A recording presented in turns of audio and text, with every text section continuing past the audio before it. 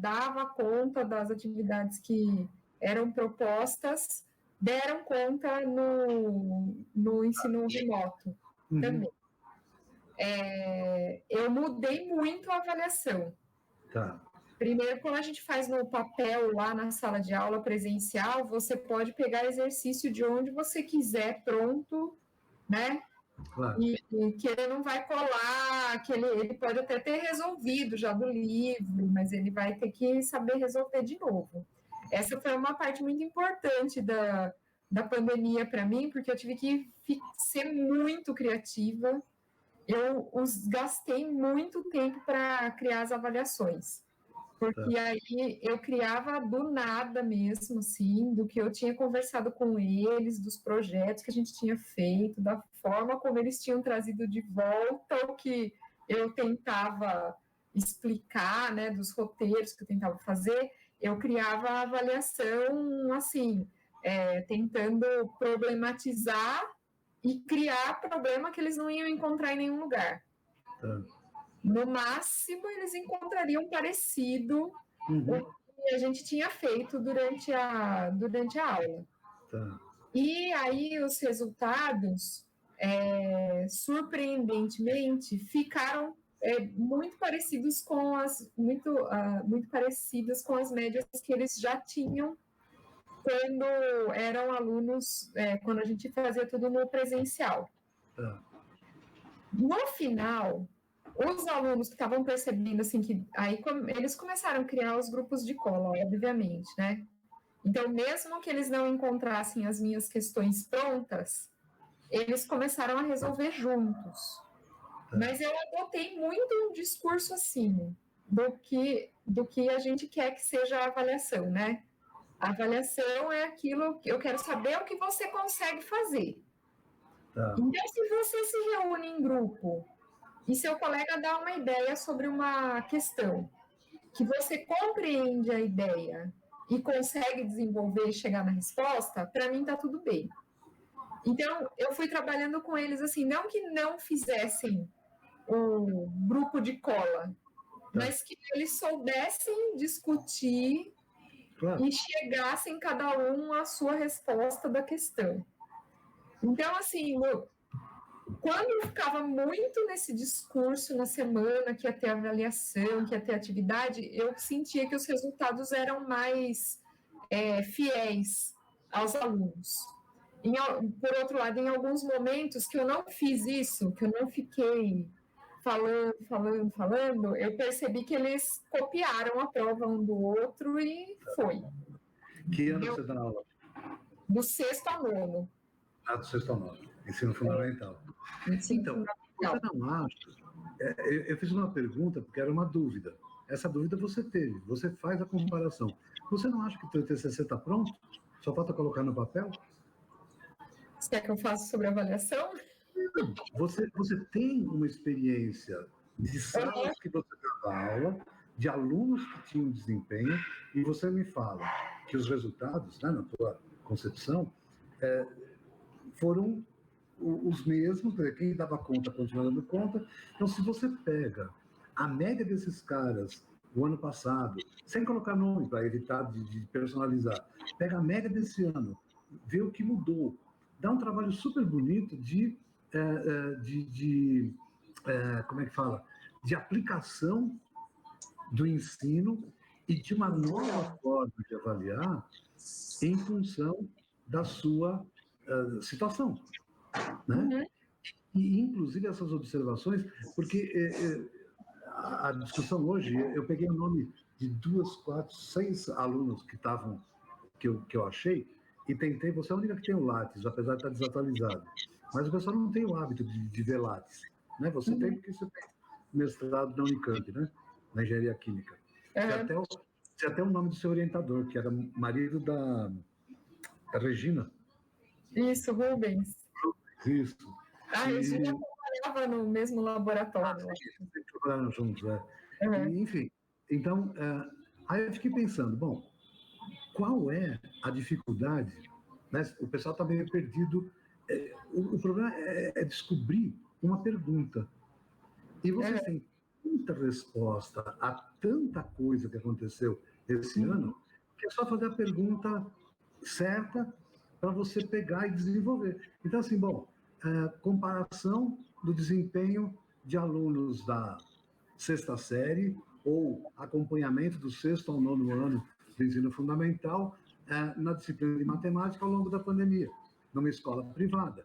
Claro que não vai ser esse nome, isso é uma redação, é quase o resumo.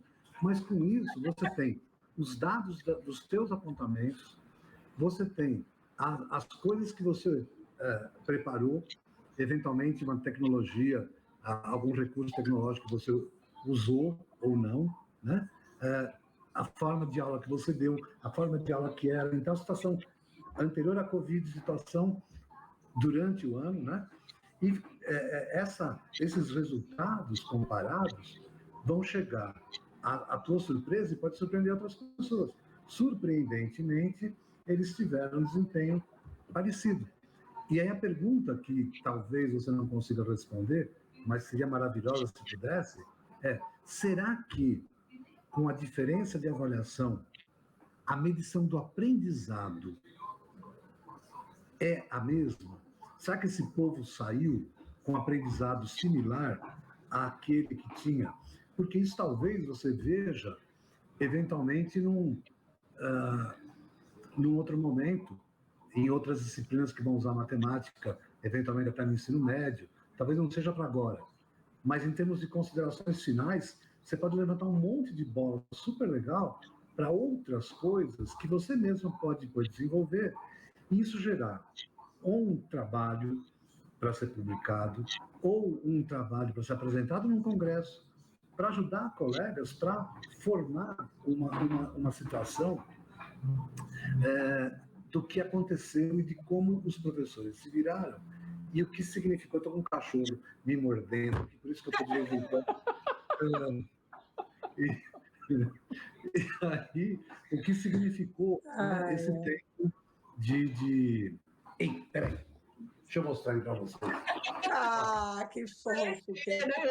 Nossa, ele já está grande. Que belezinha. Ele tinha 2,5 kg, agora está com 12. É filhote ainda. 11 quilos e um pouquinho. Que coisa mais linda. Lindo. Eu adoro. Está sendo bem alimentado, né? Então, mas é isso. Você não acha que é uma boa? Eu acho. É que, na verdade, eu tinha uma coisa aqui que eu tinha começado já antes da pandemia, mas eu mudo, porque eu sou meio assim, não tenho problema de começar de novo. Eu guardo aquilo lá. Eu tinha alguma coisa aqui de avaliação da plataforma Khan Academy, como uma metodologia ativa e um recurso digital. Mas isso, eu já tinha começado alguma coisa assim antes da pandemia. Eu olhei a revista, né, do pessoal que já escreveu o artigo, aí eu vi que está assim, quase, acho que todos têm a ver com a pandemia, né? Aí eu até consultei um colega, falei assim, viu, eu nunca vi nada, porque eu estou fora da área acadêmica há muito tempo. Eu nunca vi nada de alguém observando a própria prática. E aí eu consultei um colega que terminou o doutorado agora sobre isso, sobre como eu poderia escrever alguma coisa observando a minha própria prática, que daí seria quase o que o Ângelo falou agora, né? Mas é sua observação só ou uma autoavaliação, você aplicar a avaliação da disciplina para os alunos? Como que... Porque vai ser só o seu olhar escrevendo, ou... Porque uma coisa somos nós avaliando a nossa prática e o outro são aqueles que recebem, poderem avaliar, né? Que são os seus alunos. Teria que ter uma forma também de medir isso. Isso também, mas não é obrigatório. Você pode fazer um trabalho da sua prática, da sua percepção e usar o desempenho dos alunos nas avaliações como resultado prático do teu desenvolvimento. Mas você não acha que aí a gente acaba legislando um pouco, ó, já é meio que uma resposta que só a sua análise, no sentido de melhorar essa qualidade da pesquisa como um dos indicadores da importância Concordo com você, Juliana. Eu concordo que você pode, inclusive, checar com colegas, se foi isso também nas outras disciplinas, você pode fazer um monte de coisa. Mas o que eu estou querendo é usar de uma praticidade, porque eu estou sentindo que o TCC está... eu ia falar, TCC, está quase capenga. Quase. Porque ele não evolui, né? As pessoas têm dificuldade, talvez o trabalho numa outra escola pública, ter perfil socioeconômico, se os melhores são aqueles que têm um perfil socioeconômico maior ou menor, dá para fazer um monte de coisa, né? Sim. Mas você também pode pegar um relato, né? E vai sofisticando à medida que a dúvida vai surgindo. Quer dizer, o importante é a pergunta. Sim, sim. Na sua concepção de professora dessas turmas, às vezes do mesmo aluno na 6ª e na 7ª série, né? Na tua percepção, o que foi diferente e o que foi positivo e o que foi negativo? E o que isso representou em termos de desempenho deles? Que pode ser que agora eles façam uma avaliação, né? E essa avaliação enriqueça, mas pode ser que essa avaliação crie um outro tipo de problema para você interpretar, se ela for muito assim, eu gostei, mas eu prefiro... Aí você fala, bom, e aí?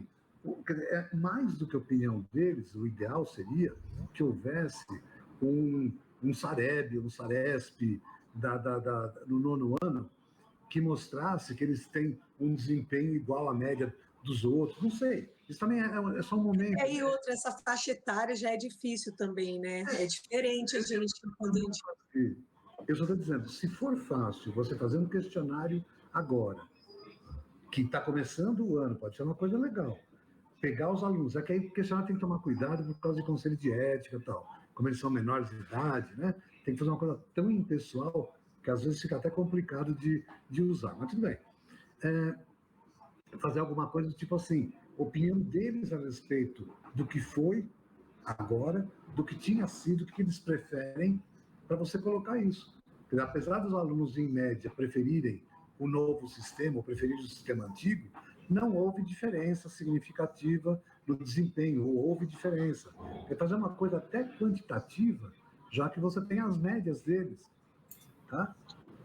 Além das médias, eu estava abrindo aqui, eu tenho já 2 autoavaliações deles do período Eu sei que vocês fazem, né? No meio da Júlia tem autoavaliação. Não é geral, inclusive no artigo da Lu e da Simone, elas colocam dos checklists lá que elas colocaram, elas trataram de avaliações, né? A autoavaliação que tem lá é uma autoavaliação que eu preparei durante a pandemia. Então, de repente, eu consigo cruzar aqui, ó, porque na autoavaliação, o que eu tenho lá na autoavaliação de geral? Assim, na primeira, foi após o período que a gente ficou sem transmissão de aula, que a gente mandava o roteiro, era mesmo ele lá em casa, né? Eu mandava um roteiro, mandava link de vídeo, link de página da internet, as páginas do livro e uma série de exercícios de perguntas sobre aquilo. Então, as perguntas eram assim, eu me organizei com o meu estudo desde o primeiro formulário, eu estudei na sequência cronológica em que foi enviado, esse tipo de coisa, sabe? Eu tive organizado, era a resposta assim, sim, parcialmente, às vezes não, coisas desse tipo. E no segundo, eu coloquei assim, as perguntas eram, Estou participando pelo chat ou pelo microfone? Faço as anotações no caderno? Faço as atividades solicitadas durante a aula? Faço as atividades solicitadas como tarefa? Aí tem até que, assim, uma das perguntas que eu fiz, qual a sua conclusão em relação às perguntas anteriores? Aí as opções eram, estou fazendo a minha parte, posso melhorar em algumas questões e preciso de ajuda para me organizar. Então, eu tenho algumas respostas que eu posso relacionar com as notas deles, entendeu? Sem expor o aluno. Por exemplo, quem estava no nono ano passado, eu já tinha dado 3 anos de aula presencial e eles fizeram mais um ano de aula online. Então, assim, eu tenho claramente um aluno aqui na minha cabeça. Ele respondeu que ele não estava conseguindo se organizar, que ele não entrava no horário certo na aula, e ele foi presencial e foi mal no nono ano, entendeu? Então, assim, eu tô falando, puxando assim. Eu não quero estender muito, porque tem aí, talvez, a Luciana que está aí? Isso, acho que é a Luciane. A Luciane Meneguin? E teve um C que entrou agora, seria a Camila? Eu só estou vendo um L. Eu não lembro o nome das pessoas. Luciane. Tá. Não, tudo bem. Então, pensa nisso e já eu vou mostrar 1 ou 2 slides para mostrar um pouquinho da organização. É muito tranquilo fazer o que está faltando quando você já tem essa riqueza de dados aí com você. Quer dizer, se você compila esses dados, né, aí vai atrás de uma bibliografia recente, que fale da pandemia, que mostre outros exemplos de matemática, de ensino fundamental, né, você pode embasar as suas conclusões, as suas observações e reforçá-las, né? Ou então discuti-las, né? Bom, no meu caso foi diferente, né? E aí levantar hipóteses, quer dizer, o trabalho de conclusão é legal porque ele permite coisas negativas, inclusive. É diferente de um trabalho comum que as pessoas normalmente têm que fazer coisa só que deu certo, né? No trabalho de conclusão, você pode se dar o luxo de mostrar um negócio, mas não deu certo. Tá? E isso é importantíssimo também. Então, por isso que eu peguei cada uma de vocês, tá? A Luciane, a Ana Amélia, a Gidailma, a Camila, a Maria Rita, só da Maria Rita que eu não consegui informação nenhuma.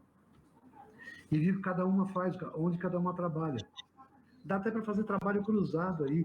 Tem gente que trabalha na creche, né? A Gidailma trabalha numa creche, a Camila dá aula de português, você dá aula de matemática, ela dá aula numa escola pública, você numa escola privada. Dá para fazer, inclusive, em conjunto, coisas que respondam a perguntas que vocês têm. Agora, como você já tem perguntas e já tem algumas respostas que estão aí, compila isso, né? E aí usa a gente para te ajudar a estruturar isso, né? Eu, Piva, a Juliana, depois a Rafaela, a Luciana, a Diana também, né? Nós estamos à disposição para isso, para ajudar vocês a chegar. Porque a ideia do TCC é que o curso de extensão, que tem uma carga grande para TCC, leve vocês a produzir conhecimento sobre a própria prática. Porque é isso que vai ajudar vocês depois a fazer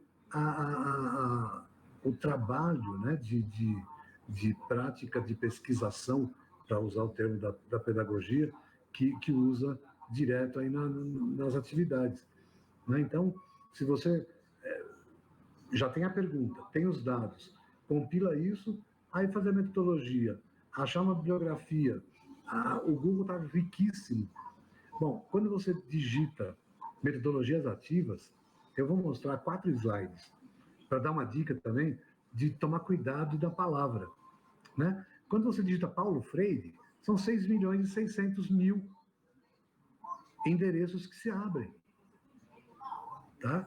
Aí você fala, bom, claro, é o patrono da educação brasileira, né? Mas se as pessoas têm mania de achar, ou o nosso livro, né? como fomos nós que participamos do curso, o pessoal acha que tem que citar o nosso livro. Aí, de repente, está lá uma coisa que não tem nada a ver, aquela Cortellazzo e Piva e não sei o que e tal, do livro de metodologia ativa. Você fala, gozada, eu não lembro de ter escrito isso. E não escreveu mesmo. Mas é que as pessoas sentem na obrigação de citar, porque não tem nada que citar. Né? Se precisar, e se tiver conteúdo lá que justifique a discussão, ótimo. Se não, melhor ainda. Tanta coisa moderna, né? 2020 para cá, eu estou com esses números na cabeça que eu fiz hoje de manhã, né? A apresentação, uma rapidinha aí para mostrar para vocês algumas dicas aí de quem tem mais tempo de janela. Tem 1.600 trabalhos só em 2020 sobre sala de aula invertida. 1.600 em português. Tá? Então, se você não souber garimpar a tua palavra-chave, você se perde na própria bibliografia que já existe. Né? Mas isso é outro papo. Deixa. A Luciane está aí? E esse F, quem que é? É o...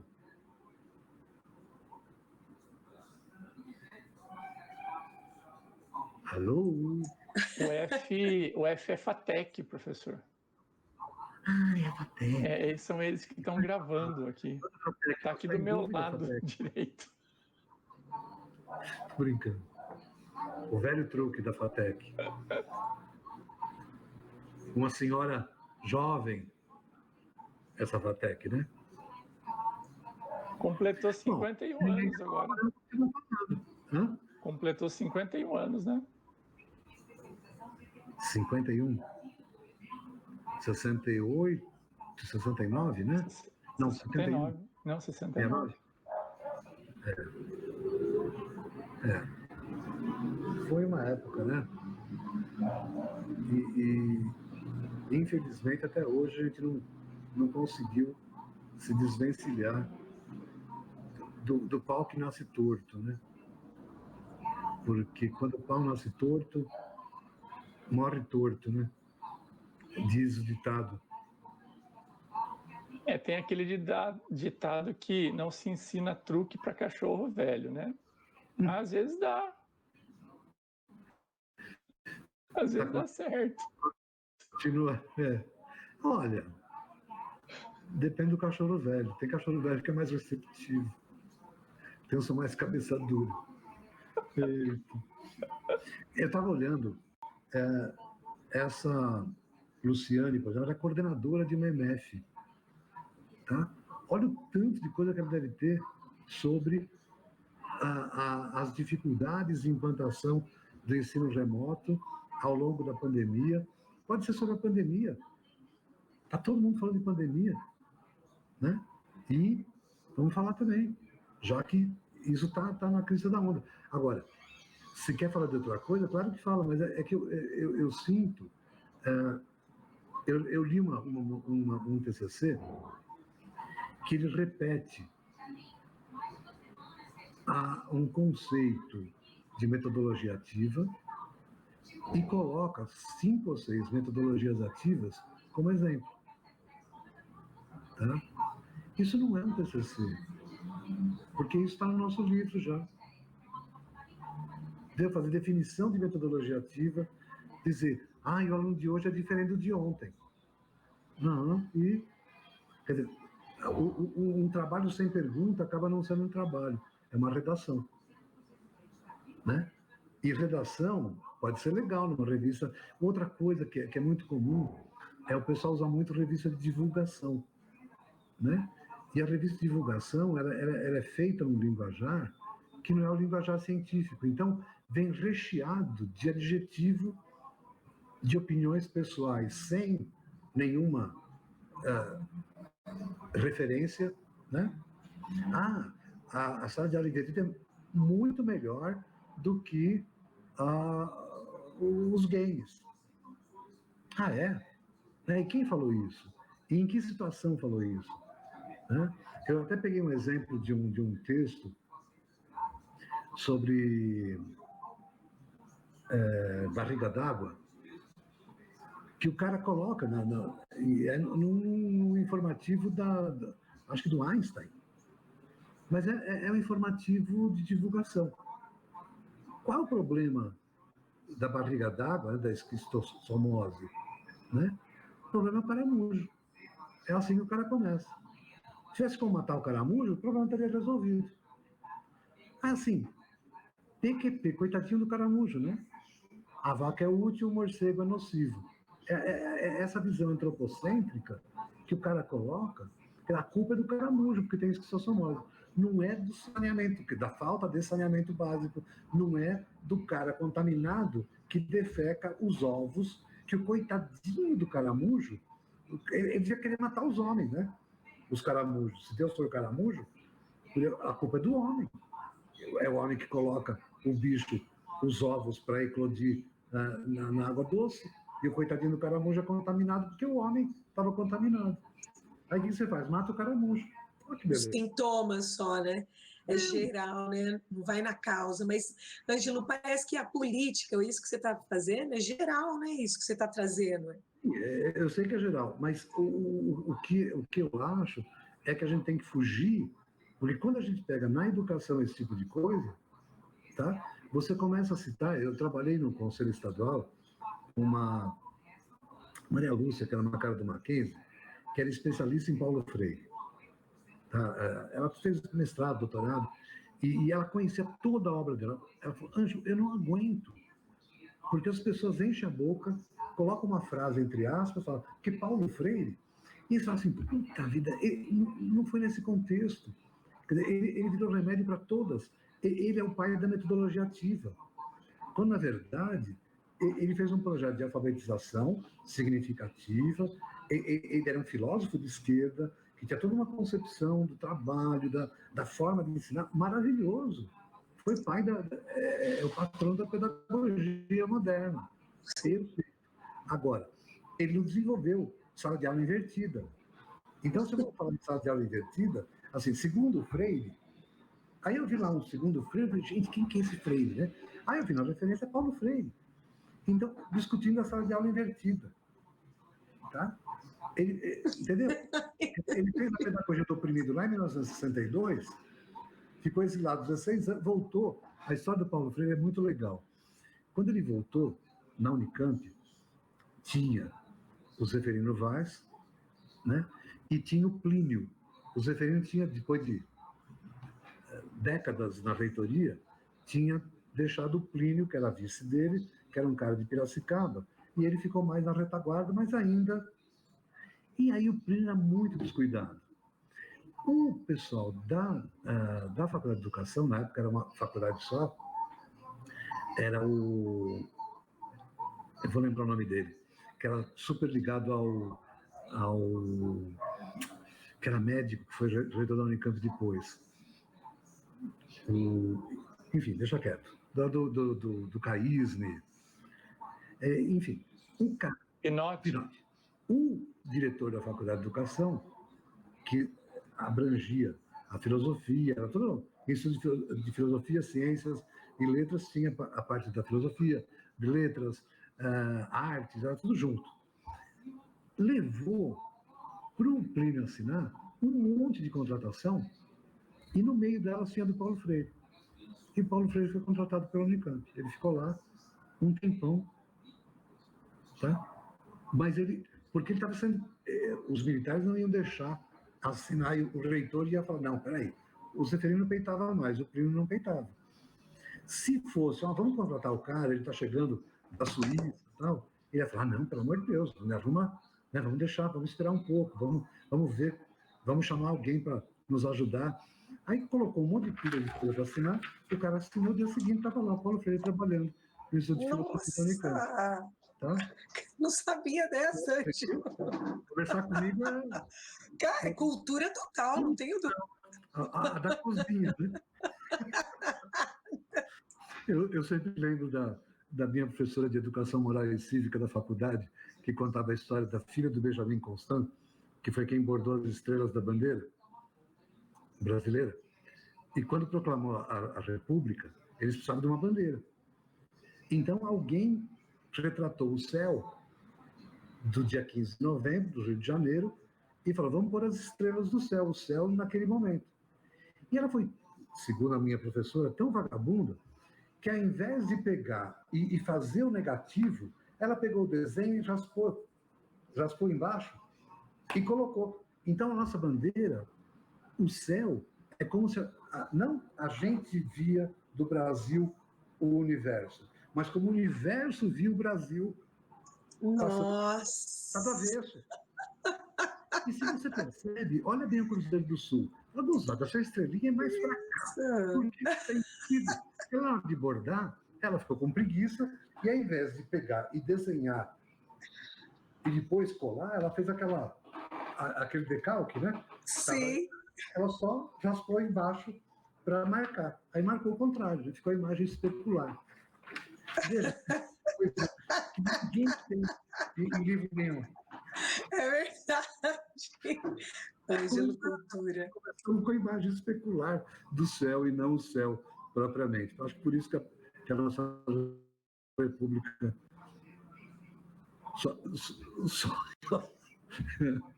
Vamos lá.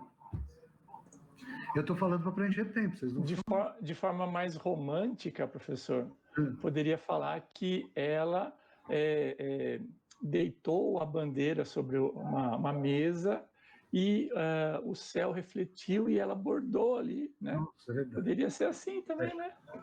Foi quem ligou o refletor lá do universo para projetar a estrela no papelzinho dela. Uma pergunta. A gente tem um cronograma, porque parece que eu entrei lá no site que a gente tem. Nativas. Eu não consigo ver um calendário assim. A gente tem alguns prazos para ir fazendo essas partes. Como que vocês estão pensando nisso? Tese não. Posso responder? Claro. Então, eu vou compartilhar uma tela aqui, assim também fica gravado, tá? Se eu conseguir compartilhar. Primeira vez que eu tento compartilhar aqui. Aí, vocês estão vendo? Sim. Nossa, que cara. Tô vendo. Então, aqui eu entrei como estudante, então você, Juliana, e os demais possivelmente conseguem ver apenas isso, né? Chegam até aqui e param, né? Mas você já consegue ver mais, eu já vi, viu, Juliana? Mas é só para explicar aqui. Então, aqui são as atividades. Assim que você lê essa atividade, você marca aqui como sendo o quê? Ela já desenvolvida. E assim sucessivamente a todas essas atividades depois de realizadas. Quando terminar, né, de ver todas as atividades e marcá-las, o que vai acontecer? Esse módulo aqui de avaliação, ele vai se destravar, né? Ou seja, ele vai ficar disponível. Aí você faz a avaliação e aí o que vai acontecer? No seu caso já acontece, né, Juliana? Você consegue ver um pouquinho mais, né? Que seria o quê? O módulo de trabalho de conclusão de curso. E aí aqui tem, né, a parte 1, parte 2 e parte 3, que o professor Ângelo explicou aqui, né? E aí aqui, ó, estão as orientações, os templates, tudo mais.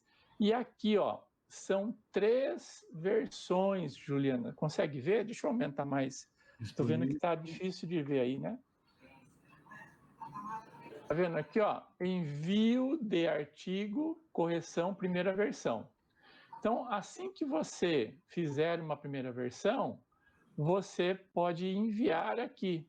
E aí a gente, em prazo de 15, 20, 30 dias, vai depender de quanto tiver que mexer nesse texto, a gente retorna para você, aí você faz as correções e aí envia a segunda versão.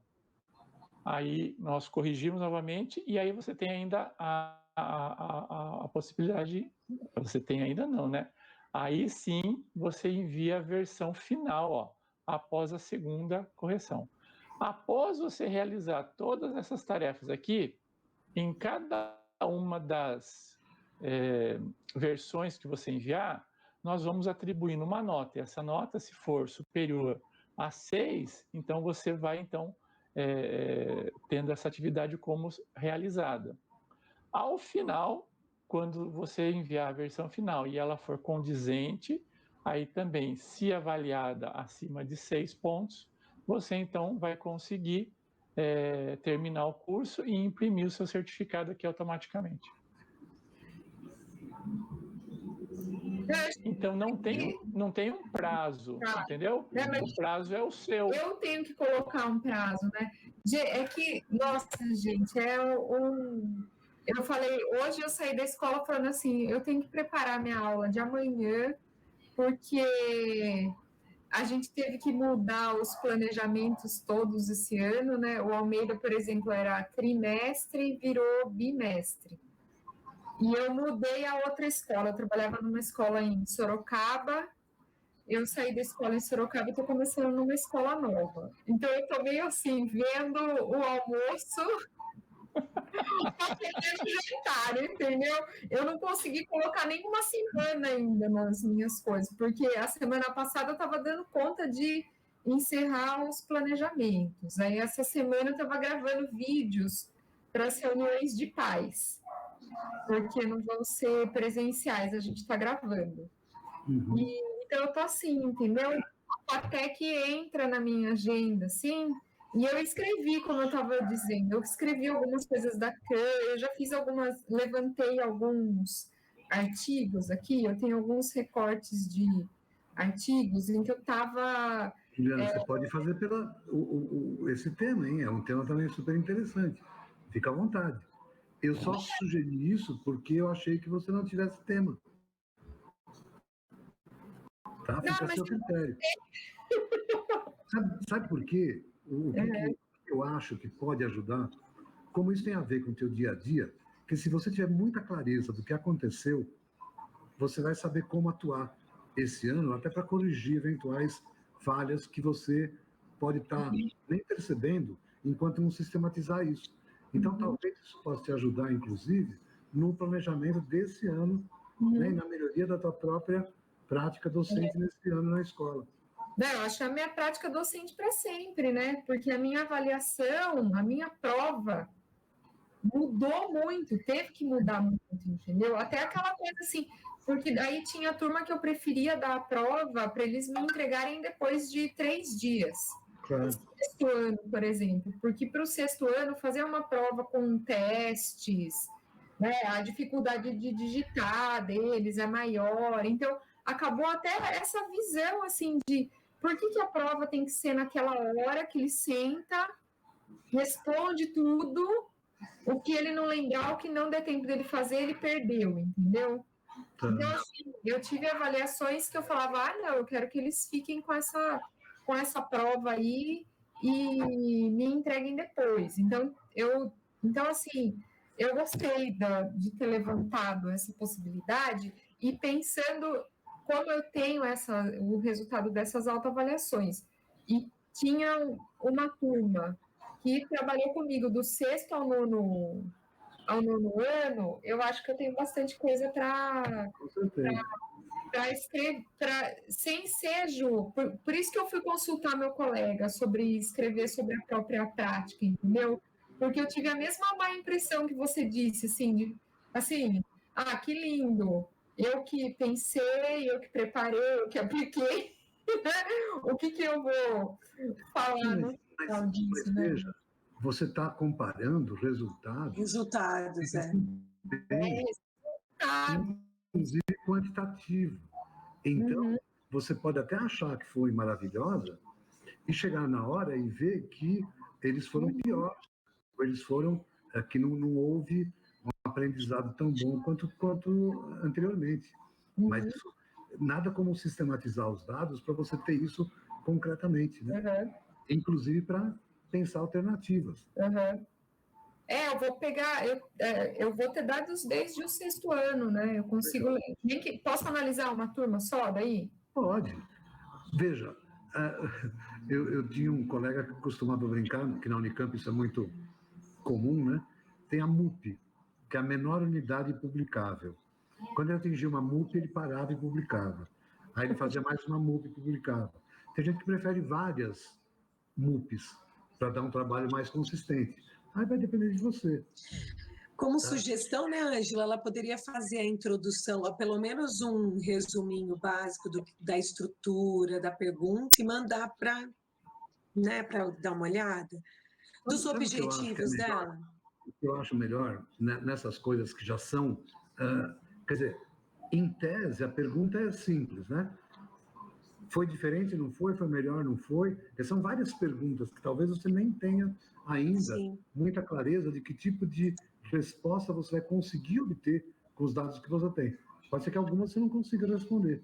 Sim. Né? Então, talvez seja melhor ordenar aquilo que você tem. Tá? Eu acho que uma boa forma de fazer um trabalho é organizar os resultados. Começar pelos resultados. Aí você pode fazer gráficos, e aí uma coisa vai puxando a outra, né? Gráfico daquele sim ou não dos itens da autoavaliação, você pode começar a comparar, porque o visual é mais tranquilo, né? Aí você vê, as médias foram todas, sei lá, faz uma distribuição das médias, né? Num ano, no outro, faz tem análise uma análise exploratória, para ver aquele negócio dos quartis, talvez tem ponto desgarrado, às vezes você pega muito... Então, essas coisas, começa a dar um tratamento um pouco mais científico na coisa, que você vai começar a enxergar. Aí, depois disso, você pode ir para o Google Acadêmico, por exemplo, e digitar as palavras-chave mais importantes e ver o que tem na literatura para fazer uma bela de uma introdução e para ajudar na discussão do que você obteve. Mas se você não tiver os dados para te orientar, eu acho que vai ser mais difícil, entendeu?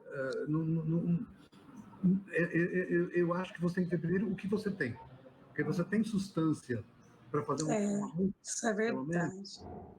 Se você tiver, que bom, então já tem. Aí compila isso, organiza isso, e aí vê o que isso pode te trazer de resposta às tuas perguntas, às tuas inquietações. E aí estabelece a pergunta e a partir daí fica fácil de fazer a revisãozinha e é um trabalho de 15 páginas, 20, muito rápido de fazer. Aqui tá São 10. São 10. 10, né? São 10 páginas? Só? Mais ainda. Olha, eu achei que fosse até mais. Então, e aí o que acontece? Quando as pessoas ficam muito pensando só na metodologia ativa e exemplifica, o trabalho que eu vi falava, definia a metodologia ativa, dava 5, 6 exemplos, e só, então não tinha uma introdução, ele não tinha uma pergunta, entendeu? E, portanto, não é um trabalho, é uma releitura dos capítulos do nosso livro, recheado com algumas bibliografias que a pessoa colocou. Foi interessante? Até foi, mas não configura um trabalho de conclusão de curso. Quer dizer, tem que ter uma produção sua, né, que pode ser da sua prática, ou reunir com outras pessoas, ou ver, como você estava vendo, da Academia Khan. Ele virou famosíssimo agora, né? Na crista da onda, traduzido para o português, tá? É o pai da... A Google fez um mega investimento há uns 8 anos, eu acho, e acho que teve uma instituição espanhola também que fez um investimento para essas traduções. E no ano passado, né, quem sabia usar, eu usei muito. E esse ano eles prepararam um negócio assim de revisão. Eles já fizeram apoiados na base. Então, eles têm um prepare-se do 3º ano do fundamental ao ensino médio. Então, tem blocos prontos para você recomendar aos alunos de sequência de vídeo, exercício, explicações para fazer a revisão do ano anterior, entendeu? Você pode mesclar isso com o teu trabalho. Se você usou bastante a Khan Academy nas suas aulas, pode colocar isso também como uma ferramenta, né, utilizada para o ensino remoto. Estou vendo Camila, Gitailma e Luciane.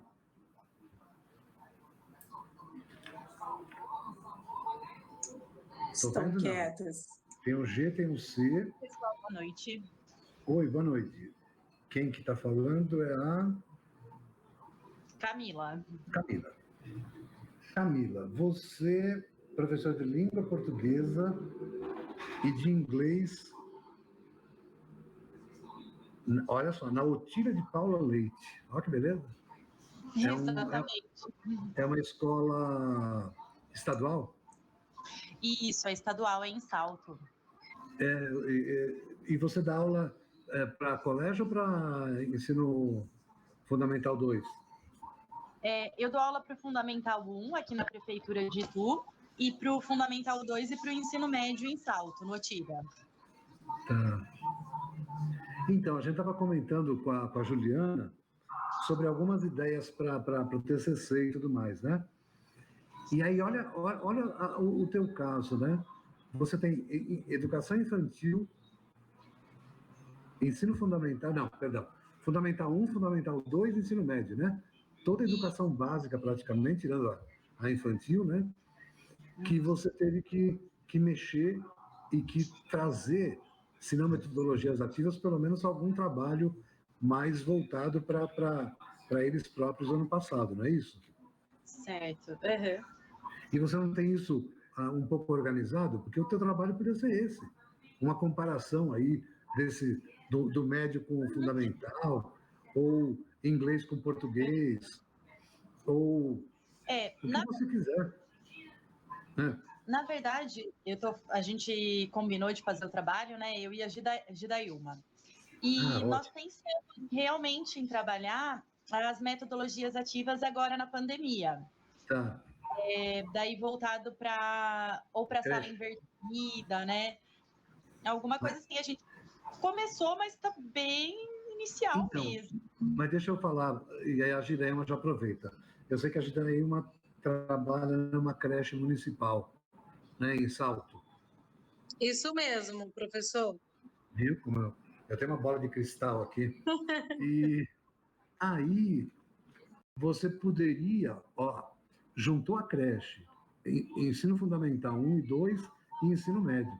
Quer dizer, dá para vocês tentarem ver alguma coisa que vocês tiveram como dificuldade, ou tecnologia que vocês foram obrigadas ou instadas a usar, né?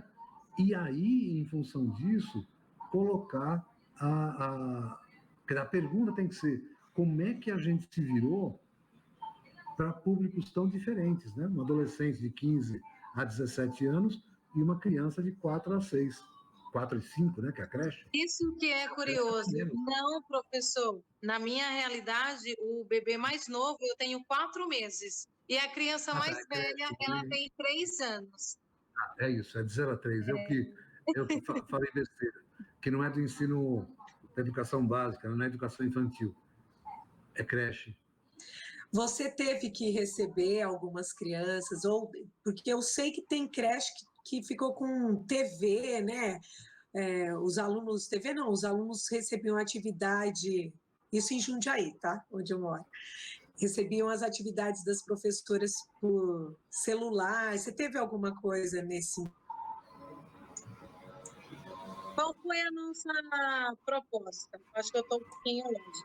Qual foi a nossa proposta? A gente pensou no desenvolvimento deles e nós demos ideias para os pais. São crianças que ainda não falam, crianças que, no momento de uma troca de fralda, o pai poderia estar dedicando um tempinho maior para ouvir, para perceber essa criança um pouquinho mais e desacelerar um pouquinho, principalmente nesse momento que a gente continua vivendo, né? É tanto que hoje as propostas continuam, porque muitos pais disseram não à volta às aulas. Sim. E a gente precisa segurar esse atendimento, né, para eles, independente do pai querer ou não mandar o filho para a escola. Então, aqui a gente está com esse trabalho. Criança que vai dia sim, dia não, aí eu tenho uma proposta para essa criança que nesse dia vai ficar em casa, e eu tenho um outro olhar também para as crianças que os pais decidiram não mandar.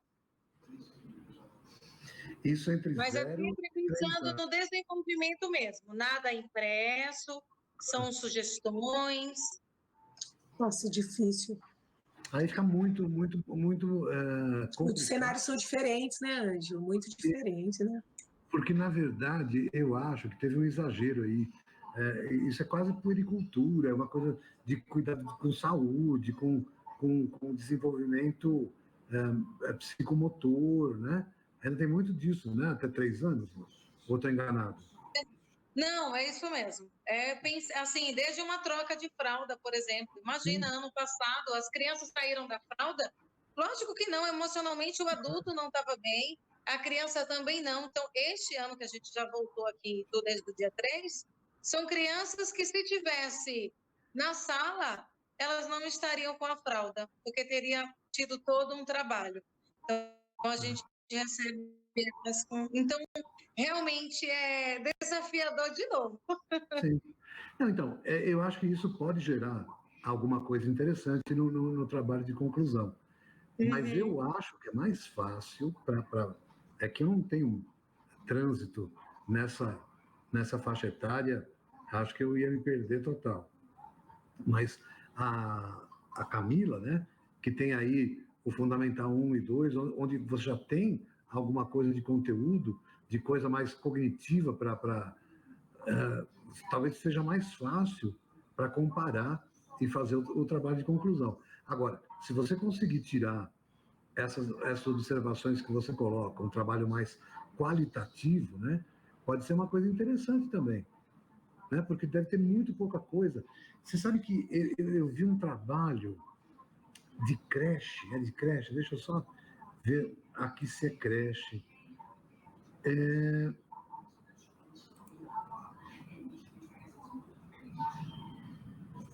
Não, é educação infantil. Porque eu separei uns slides, aliás, como está ficando, a gente está muito batendo papo, eu acho que eu vou disponibilizar a minha apresentação de PowerPoint, talvez eu faça uma narrada rápida nela. Maravilha. E mando para o Piva e fica para a orientação de vocês. Para mostrar um pouco, porque assim, as pessoas muitas vezes se perdem em coisa que é técnica da prática de procurar. Então, por exemplo, se eu colocar metodologia ativa de aprendizagem, eu tenho 50 mil artigos que aparecem imediatamente, em menos de um segundo. Se eu colocar metodologias ativas de aprendizagem, entre aspas, o computador pega o termo inteiro. Aí isso cai para 4 mil. Tá? Então, veja, de 50 mil para 4 mil. Ainda é muito. Se eu colocar metodologias ativas de aprendizagem, entre aspas, e ensino fundamental ou educação infantil, na mesma linha do Google acadêmico, entre aspas, metodologia ativa e entre aspas, ensino fundamental ou educação infantil, tá? Eu vou ter 800 trabalhos. Aí, se eu colocar que eu quero a partir de 2017, isso cai para 200. E aí, com 200, como a gente manda colocar em ordem de preferência, de importância, os 2, 3 primeiros, normalmente tem uma revisão, que é uma coisa muito importante. Então, você lendo os trabalhos, os resumos, né, das 2, 3 primeiras páginas do Google, você já está com uma bibliografia enorme aí para trabalhar a tua introdução, para discutir os teus dados. E é um pouco isso que eu mostro, essa facilidade que tem de na hora de você ir checando, né? E como você pegar o resumo e a partir do resumo e ver, bom, é metodologia ativa no ensino na educação infantil? É o que eu quero? Perfeito. Esse trabalho eu separo. O próximo não fala direito. Não quero. E aí eu separo uma meia dúzia de trabalho para ler, e essa leitura vai enriquecer o tema que eu quero desenvolver no trabalho, se for metodologia ativa para a educação infantil, né? No caso da Juliana, do ensino de matemática, né? No ensino fundamental 2. Então, entrando no Google Acadêmico, usando as aspas e cruzando palavra-chave, muito rapidamente vocês chegam aí numa centena de bibliografias que aí com 2, 3 horas de dedicação, você seleciona umas 10, 15 que vão ser o recheio do bolo que vocês estão fazendo, para trazer tudo quanto é informação que tem a respeito do assunto, já que quem publicou, e é legal pegar uma revista que tenha boa publicação na CAPES, né? Porque fica mais fácil dela ser uma revista mais criteriosa, já foi julgado o trabalho, os referis já deram dica, e as pessoas, ao escrever, já colocaram atualizadamente o estado da arte naquele assunto. Então, você não precisa mais. O estado da arte está ali. Então, o cara fez isso para você. Então, isso economiza um tempo enorme, enorme, enorme. Tá? E dá para... Eu vou fazer esse resumo. Tem uns 10, 15 slides que eu fiz, mas é tudo muito rápido, para mostrar, ó, pedindo isso, dá essa... E as citações que eu citei para a Juliana, né? Quando você coloca Paulo Freire, dá 6.600.000, né? Trabalhos. E aí, quando você coloca frases de Paulo Freire, dá mais de 60.000 frases de efeito que ele tem. Então, tem site só de frase. Então, as pessoas pegam uma frase dele e põem no trabalho. Segundo Paulo Freire, e aí você fica assim, meu Deus, né? Que bom que ele disse isso, né? Mas tem que relacionar com o trabalho. Então, Girailma, vocês estão indo num bom caminho. Se você acha que você consegue fazer vocês vão fazer juntas o trabalho? Na verdade, professor, nós estamos bem atrasadas, né? Ano passado, realmente, a gente não conseguiu sentar para a gente fazer nada. Então, a gente viu que havia esse ano logo uma possibilidade. E aí, assim, a gente disse sim no começo e a gente não vai parar no meio do caminho. Então, com essa nova oportunidade, é isso, é dedicação e agora vamos sim. Por isso que, assim, nos acalma e hoje está com esse encontro com vocês. Realmente eu perdi 1 hora aí já, porque eu estava em horário pedagógico em Itu e eu moro em Salto, então eu tive esse deslocamento para vir. Mas aí eu me perdi, por exemplo, quanto tempo a gente ainda tem? O tempo é de vocês. E o interesse é de vocês. E quanto mais rápido vocês conseguirem compilar alguma coisa e produzir alguma coisa, melhor vai ser para a carreira de vocês. Para o próprio entendimento de vocês sobre a prática durante a pandemia, que está por aí ainda. Tem que aproveitar enquanto ela está aí. Alguma coisa de boa tem que trazer. Aliás, minha mãe já foi vacinada. Ai, que linda. Ah, que bom. E eu estou torcendo para até final de março também tá. Oi, professor, boa noite. Boa noite. Desculpa eu não ter respondido antes, mas É a Luciane? eu estava no trânsito. Eu consegui entrar, era já umas 7h20, e algumas vezes caiu, e como eu estava em trânsito, né, eu fiquei escutando o que vocês estavam falando, mas eu não conseguia responder. Veja, e você está com a faca, o queijo, a ratoeira e a goiabada na mão, né? Porque você é coordenadora de uma MF. Então você tem ali, ó, aqui, nas mãos, todo o desenvolvimento que teve e todo um estudo comparativo que te obrigou a replanejar esse ano. Quer dizer, seu trabalho está pronto, só pôr no papel. Ah, mas é difícil. É difícil colocar no papel. Não, tendo a pergunta, tendo o trabalho, fica fácil. Foi o que eu falei para a Juliana. Que se você tem as ações que vocês fizeram nas diferentes disciplinas para melhorar as tecnologias que vocês tiveram que usar, se fizeram pesquisa para saber se os alunos tinham ou não tinham condição, pode ser um trabalho socioeconômico, né? A escola é uma EMF, ela tem pessoas da classe B, C, D, E, F, G, sei lá qual, e nós fizemos uma pesquisa para saber quem tinha computador em casa, descobrimos que X% tem, Y não tem. Aí pega os dados do IBGE da população brasileira, pega da cidade de Itu, pega de uma escola privada, pronto, então está um trabalho socioeconômico mostrando a dificuldade ou não, né, das pessoas em se apropriar. Acessar, né? Ter o acesso a... Agora, esse é um item, pode ser até uma parte do trabalho. Assim, quais foram, você que é coordenadora, onde teve a maior dificuldade, em que disciplinas, em que conteúdos, né? Foi geral? Não foi? Se não foi, como é que foi o desempenho dos alunos? Como é que está a expectativa deles, dos pais? Que tipo de tecnologia vocês tiveram que ensinar para o professor para ele dar conta da aula? E assim por diante. Quer dizer, só aí são várias perguntas, né? Que se você tiver as respostas e colocar as respostas na tua frente, você vê que tem páginas e páginas de coisa aí para você agora só organizar, tirar o supérfluo e escrever. Tá certo. Não sei se eu quis ser simplista, mas o que eu falo é verdadeiro. Quer dizer, você está no EMF, né? Que é uma escola de ensino fundamental. Ela pega o quê?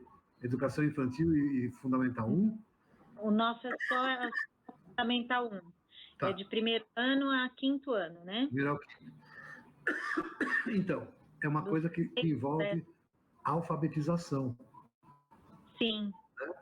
Que pode ser um tema bastante interessante para você abordar. Quer dizer, como é que foi a alfabetização com recurso, com uso de tecnologia, para garantir, né, que ela efetivamente ocorresse, ou se é que ela ocorreu, ou não ocorreu, ou você não tem que checar. Quer dizer, essas coisas todas dão trabalhos, eu acho, né, super bonitos para a gente entender, inclusive muitas coisas sobre cognição, porque a pandemia obrigou quem gosta e quem não gosta a trabalhar à distância. Sim, com certeza. O remoto é só um pleonasmo para dizer, eu trabalhei com ensino remoto. Eu odeio EAD, trabalhei com ensino remoto. Tá. Quer dizer, pela definição, o ensino remoto é EAD, né? Professor e aluno em tempos diversos ou em espaços diversos. É que como não foi estruturado para ser EAD, a gente chama de remoto. Perfeito. Mas exige alguma tecnologia. Que tecnologia? Quais foram as dificuldades que vocês tiveram? E você, como coordenadora, tem todas essas informações e pode, se você usar de uma forma científica, você não precisa mostrar à escola a ponto de ter que pedir licença de um comitê de ética e tudo mais. Você pode usar como um estudo de caso numa escola de ensino fundamental, numa cidade interior do estado de São Paulo. Sim. Que pela tua filiação, a maioria das pessoas vai saber o que é, mas ou te cobrar que seja aquilo, né? Então essa é a vantagem. E você tem isso. E pode fazer em conjunto com outros professores. Se tiver algum professor que tenha tido empenho melhor, traz ele junto para o trabalho de conclusão. Faz um trabalho com você na autoria, ele na coautoria, ou vice-versa. Posso chamar um professor? Eu pensei que não podia chamar um professor. Eu não vejo problema, não sei o Piva se vê a Juliana. Porque o que nos interessa é um trabalho e a consistência dele é a forma como vocês vão resolver um problema. E se isso serve para você concluir o curso, para outra pessoa pode servir como uma produção acadêmica, para participar de um congresso, para se entusiasmar pela metodologia ativa e, eventualmente, depois até fazer o curso online também. Enfim, isso eu não vejo problema, não. O importante é ter uma boa pergunta para ser trabalhada. E não ir, principalmente, e eu vou falar isso no Excel lá, é genial. Mundo Escola, Minha Escola, Informação de Escola, essas revistas mais de divulgação são maravilhosas, dão dicas excelentes para o professor. Mas tem que ter algum trabalho mais acadêmico para embasar as coisas que vocês vão fazer. Porque só isso fica muito divulgação. E o linguajar é muito voltado para um público leigo. Então, às vezes, você pega um artigo no Info Escola, né? Que tem de um autor e ele fala 4, 5 páginas, ele não cita uma referência. Tá? Isso é um trabalho acadêmico, é inaceitável. Sim, Né? Você tem que comentar e tem que fazer as citações, tem que evitar os adjetivos, né? Esse método é melhor, porque a escola piorou, a escola melhorou. Não. Os resultados é que podem demonstrar que o desempenho foi melhor ou pior. Mas dizer que o aluno, entendeu? Evitar adjetivações, nunca, sempre, né? Nunca se viu tanto esforço, será? Né? Isso sempre acontece, será? Então, essas coisas, o trabalho científico tem que tomar cuidado, para não cair no descrédito, né? Professor, eu ouvi quando eu estava vindo para cá que a gente vai fazer um primeiro, aí vocês vão fazer uma correção, é isso, né? E aí, depois desse, vamos dizer assim, a gente vai mandar um segundo para aí depois fazer o terceiro, que seria o final, é isso? Depende. Pode ser que você faça uns 10 para chegar no final. Certo. Não estou querendo te animar. É assim, pode ser que venha o primeiro tão já sem nenhum tipo de coisa a contribuir da nossa parte, que já fica, tá ótimo, faça a versão final. É que normalmente, quando a gente pega um trabalho, não só pelo nosso tempo de janela, mas também é uma visão externa, né? Acaba enriquecendo, porque a gente vai abordar coisas que vocês não pensaram, não porque vocês são piores ou melhores, é porque vocês estão, para vocês, uma coisa que vocês estão trabalhando pode parecer tão óbvia, e na hora de escrever, eu que não participei, eu não entendo. E eu vou questionar, olha, isso aqui está escrito de uma forma que eu estou achando que é isso. É isso mesmo? Se for, é melhor escrever, né?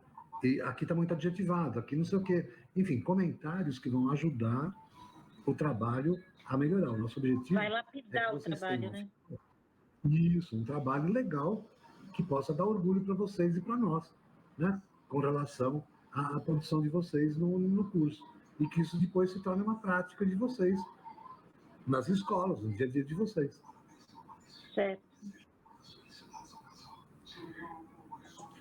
Desculpa, Juliane, eu estou sempre... Então, deixa eu só fazer um complemento. Luciane, você não estava vendo, mas a gente mostrou aqui, lá no ambiente, seria interessante eu estava vendo aqui quem fez e concluiu as atividades, aqui estão as pessoas, a Camila, a Luciane, né, você, a Ana Amélia e a Gidailma. Vocês têm que fazer essa primeira etapa aqui, que é basicamente a de boas-vindas aqui, onde nós explicamos o ambiente e tudo mais. Só então, depois que vocês virem, né, marcarem aqui como atividade concluída, vai ser então disponibilizado para vocês uma avaliação, acho que são três questões simples aqui, para que vocês então tenham acesso ao módulo do trabalho de conclusão de curso. Só então, aí aqui tem o professor Ângelo explicando, são 3 partes aqui, muita coisa que ele falou hoje, mas muito mais, né, tem aqui falado. Aí estão aqui as orientações, olha só, o artigo deve conter de 8 a 10 páginas, tá? E aí tem aqui o modelo que vocês devem seguir. E aí nós colocamos aqui pelo menos 3 interações, pelo menos, tá? Então, eu tinha que automatizar esse sistema aqui, de uma certa forma, para que, ao final, ele conseguisse já emitir o certificado para vocês automaticamente. Então, eu fiz aqui para vocês enviarem uma primeira versão, depois uma segunda versão e aí a versão final. A cada uma dessas etapas aqui, vocês vão, então, uma vez que concluída essa etapa, vocês vão receber uma nota, né?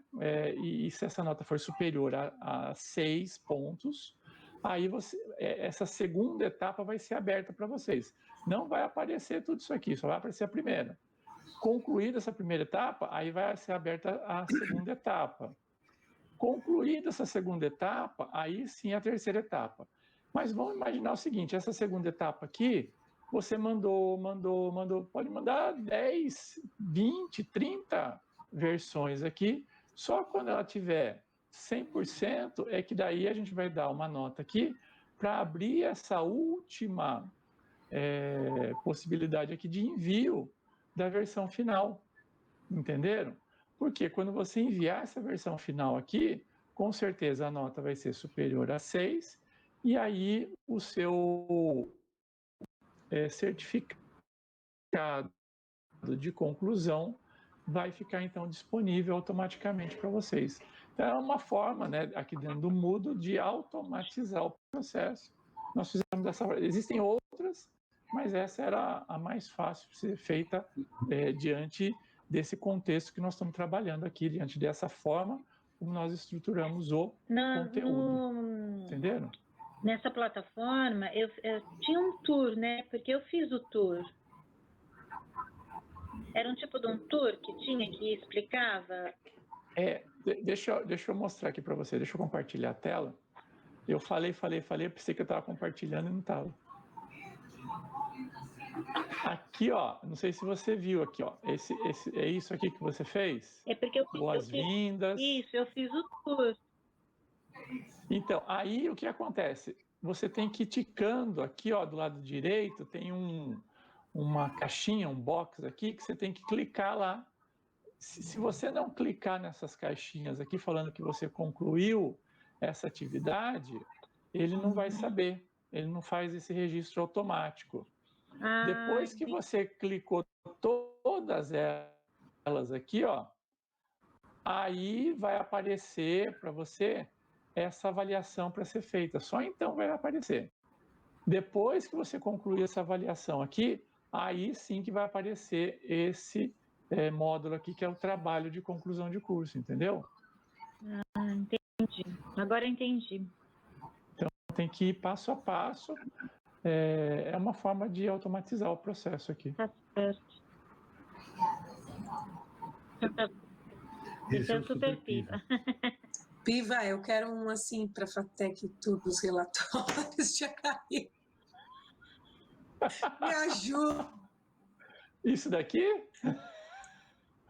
Eu vou pedir para você orientar 2, 3 alunos para automatizar umas coisas que não terminam. Aí.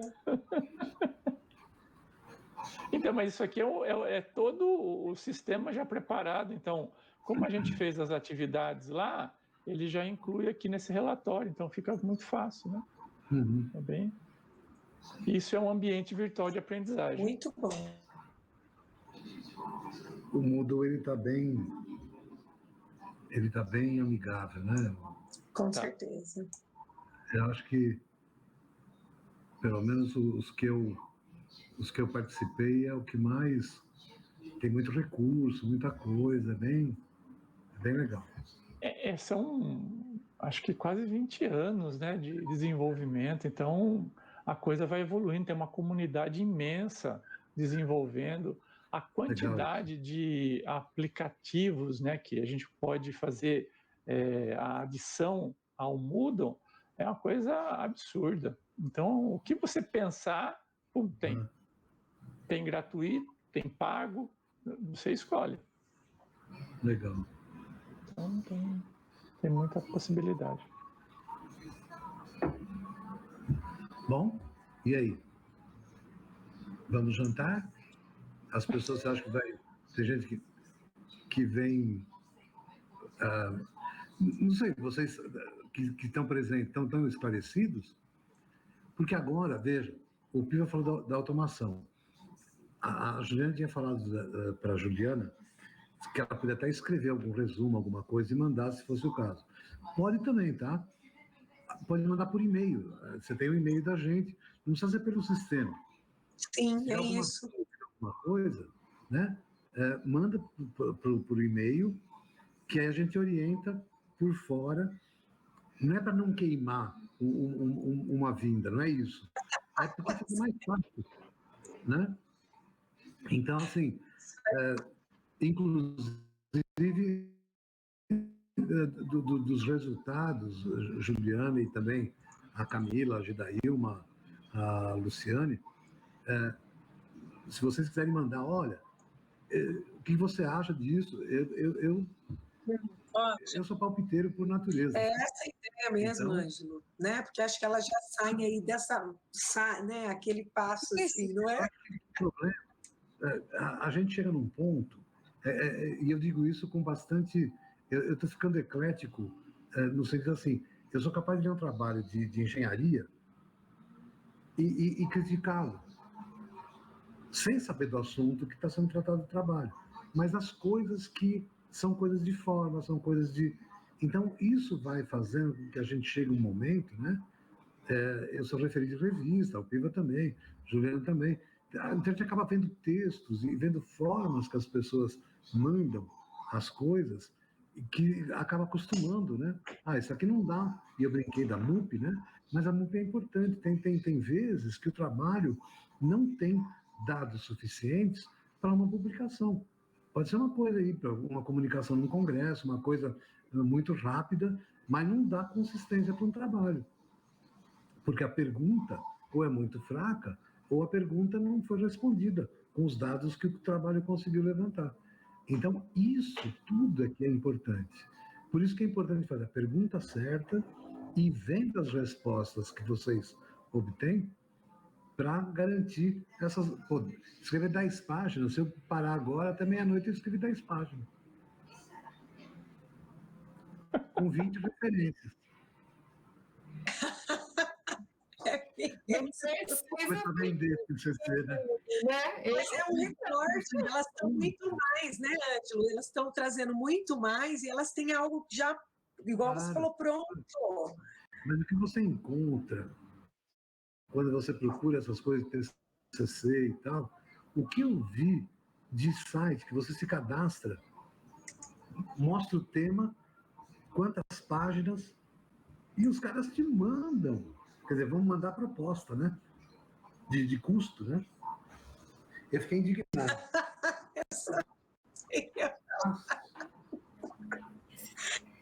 Esse mercado está aberto faz tempo.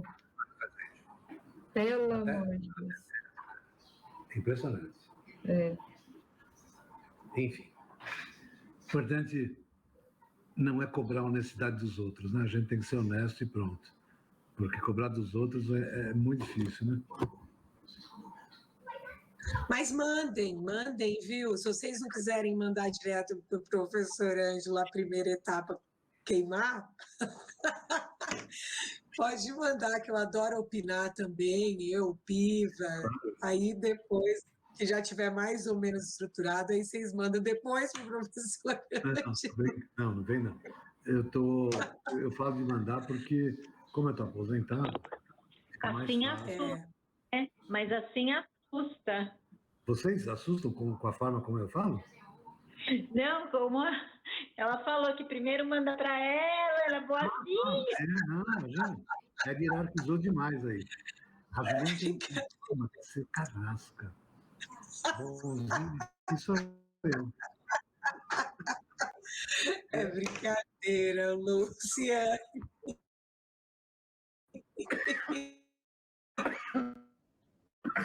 Estão aqui para ajudar.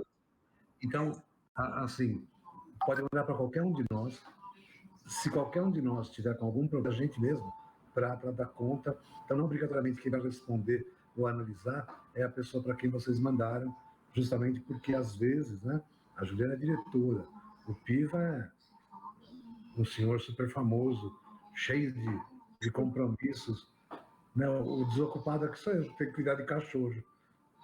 E olha que delícia! E super criterioso, maravilhoso. Mano. Tem que ter critério. A gente tem que ter critério, né? E, enfim, é isso. Acho que faltou a Maria Rita, que eu não sei se está matriculada, eu não vi o nome dela, e a Ana Amélia. Elas estão, a Ana Amélia, ela está nessa turma, também não fez as atividades, acho que teve problema de entrar, mas a mensagem foi para ela. E a Maria Rita e mais 3 professores foram convidados, que é da outra turma, que já desenvolveram todo o conteúdo e já chegaram nessa fase final. Então, são 4 pessoas da outra turma. Eu? Vamos acumulando aí, represando o pessoal, mas é bom. Vai sair coisa boa, tenho certeza.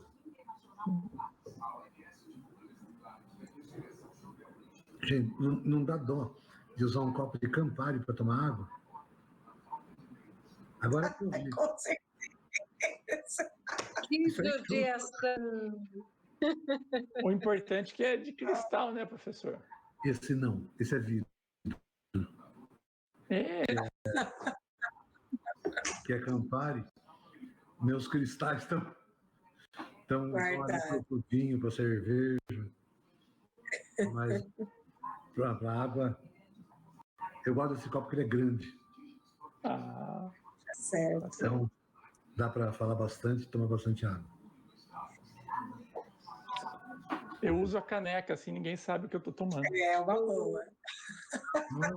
À noite sempre um bom vinho, né? É.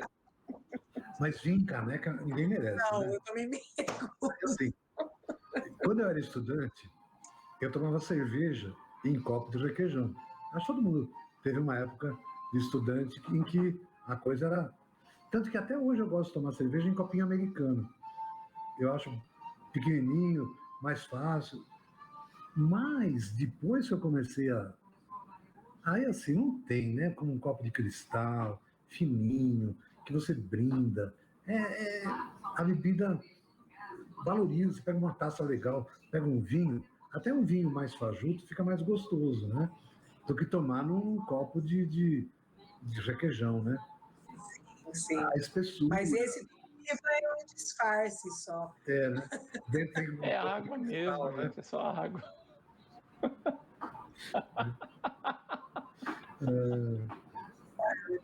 Esse é o híbrido. Né? Esse, na verdade, é o blend, né? Que agora virou híbrido e que virou moda e que agora, se não for ensino híbrido, ninguém sabe mais fazer ensino entre... Como é que eu falo? Entre espécies. Porque o híbrido pega duas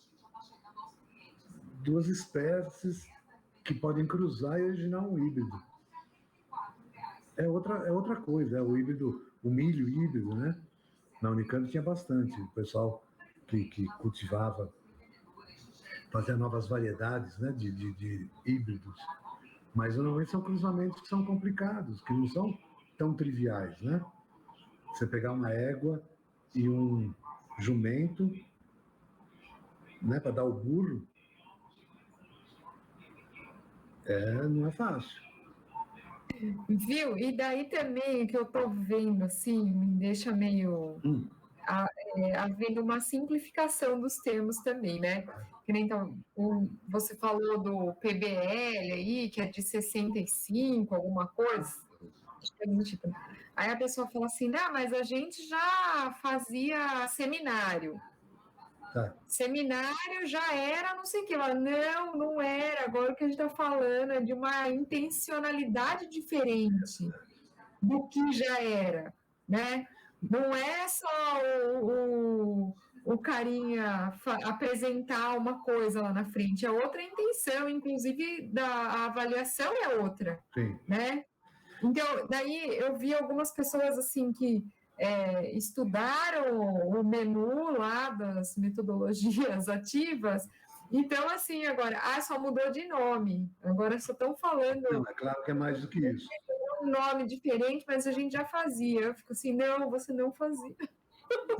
Não dá com... Você tem razão. Agora, muita coisa que era feita, por exemplo, em 85, eu dava aula de bioquímica para educação física na Unicamp, e a gente fazia estudo dirigido, tá? E os alunos desenvolviam, ao longo do semestre, uma história que a gente dava um roteiro, e eles faziam um teatro sobre uma história, mas muito bioquímica. E ficava a critério deles desenvolver esse teatro. Bom, isso hoje é dramatização, não sei nem se é pre-instruction, porque os grupos eram um pouco maiores, né? Mas drama, com certeza, e a parte de ensino ativo, porque tinha um questionário toda a aula, a gente fazia uma rápida explanação, mas eles se reuniam em grupo e eles discutiam as questões que eram preparadas, não como tem em final de livro, né? O primeiro parágrafo da resposta, o segundo parágrafo, o terceiro, mas questões que puxavam mesmo para uma discussão. E aí depois eles tinham que extrapolar isso e trazer para um universo diferenciado.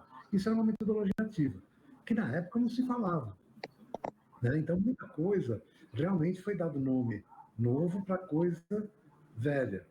Mas é óbvio que essa coisa nova está embasada, e você falou da intencionalidade, não é só isso, né?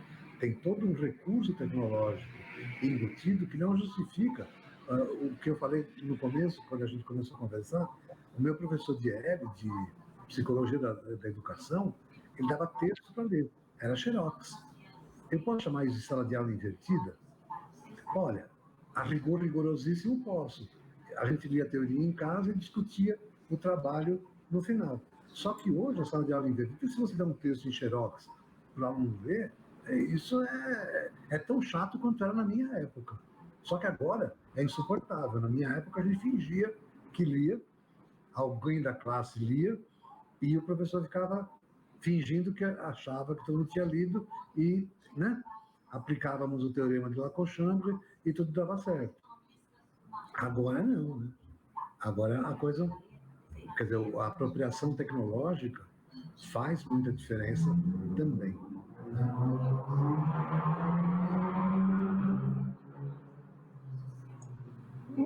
Além da apropriação tecnológica, também as novas gerações elas têm uma facilidade maior, né, de trabalho com essas mídias, essas outras mídias, né? Não que o texto xerox não seja uma mídia, né? Ela é também, mas eles têm essa capacidade, não é capacidade, é uma habilidade, né, melhor, né, de se trabalhar.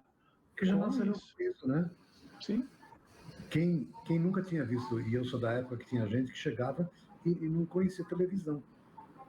Como é que liga? Eu dominava a tecnologia de ligar a televisão. Quem não conhecia não dominava. Nos anos 60, 50 e pouco, a televisão nasceu em 54, né? Não, perdão, 51. Entendeu? Então, o liquidificador, um controle remoto, quer dizer, para quem já nasceu com a tecnologia feita, ela é coisa, nem é chamada tecnologia, mas para quem viu nascer ou não conhece, nossa, fala do Moodle, né? É isso mesmo, quem falava isso era o Papert, lá do MIT. Ele falava exatamente isso. Ou quando você nasceu, né, e aquela tecnologia já existia, você não lê manuais, né? Sim. Você só usa. Sim. Eu já não leio mesmo sem saber, né? Aí faço um monte de besteira. Vai mexendo, né? Mas, às vezes eu travo tudo, aí ou o Piva ou outros amigos aqui acabam me ajudando para poder sair do enrosco.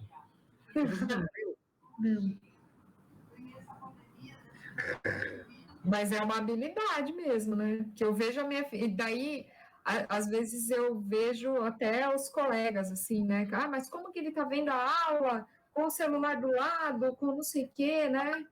A minha filha, eu peguei aqui na pandemia várias vezes. Ela tem 9 anos, fez 9 no final do ano. Ela estava assistindo a aula, o livro aberto do lado dela, ela acompanhando, e o tablet no meio da perna aqui, que ela estava desenhando. Ela estava usando um aplicativo de desenho. E aí, então, enquanto a professora falava, ia corrigindo, sei lá, a tarefa, ela estava desenhando. Então, assim... Sim. Ela estava dando conta, ela fez tudo o que tinha que fazer, fez todas as atividades que tinha que entregar, que não tinha que entregar tudo. Mas ela estava dando conta. Eu não ia conseguir, meu negócio aqui, né? Mas ela já tem essa habilidade, né? Sim. Coisa, por exemplo, que lê um texto de 5, um xerox lá de 5, 10 páginas, acho que ela nunca vai conseguir fazer na vida dela, e a gente, mesmo que engano, a gente consegue, né? Ler, grifar. E olha que interessante, ela estava utilizando, né, 2 hemisférios completamente diferentes. Um é o lógico, de comunicação, onde ela tem ali uma certa... E o outro é o artístico. Então,